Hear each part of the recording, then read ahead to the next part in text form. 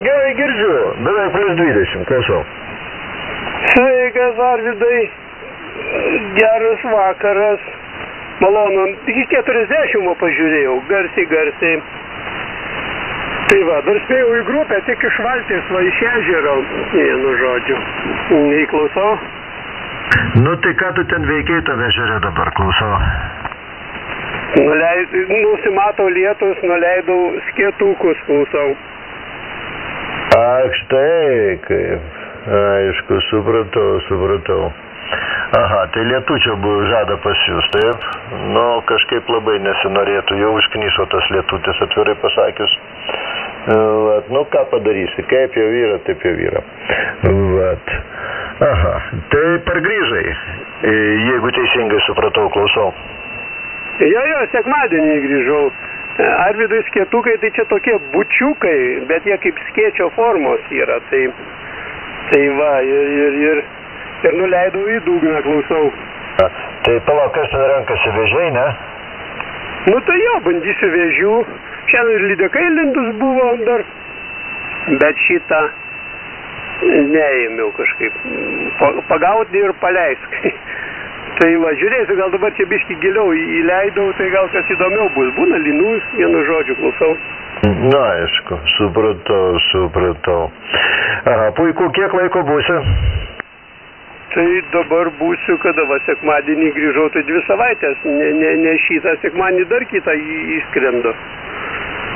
Tai va, žiūrėjau, nežinau, su spinningu bandau ir taip, vienu žodžiu kažkaip tai. Ar reikia rudens, ar reikia kokios oro, gal gražus oras, giedras dangus, absoliučiai vėjo nėra. Tai va, klausau. Nu, supratau. Aha, nu, situacija pas tave tenai tikrai graži, gera, tai ką, puiku.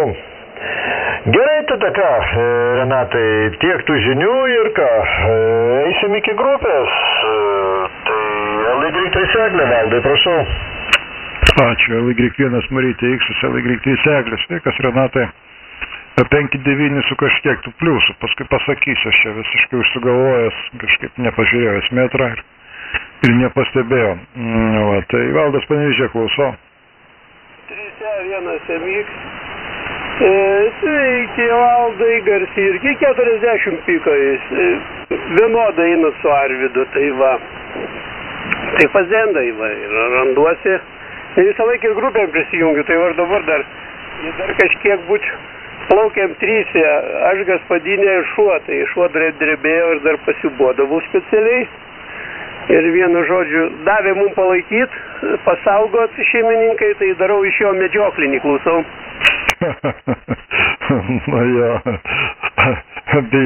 bijosi valtį lipti paskui. Na taip, aišku, ką padarysi. Reikia treniruoti. Tai valtis kokia, rimta valtis ar kokia nors pripučiama, klausau?